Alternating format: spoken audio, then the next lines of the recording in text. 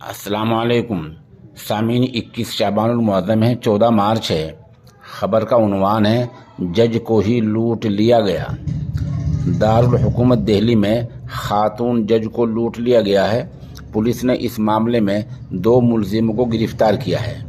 اطلاع کے مطابق خاتون جج رچنا تیواری رات میں تقریباً 10 بجے اپنے بیٹے کے ساتھ گلابی باغ کے DA فلیٹس کے باہر ٹہل رہی تھی۔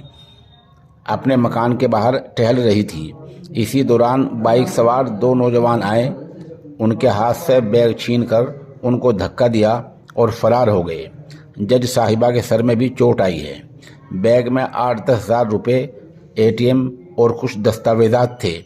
پولیس نے CCTV کیمروں کی فوٹیج کی بنیاد پر موٹر سائیکل کی پہچان کی اور پھر پولیس والے ملزموں تک پہنچ گئے، جہاں دلشاد اور راہل کو گرفتار کر لیا گیا ہے۔ پولیس نے کچھ سامان بھی برآمد کیا۔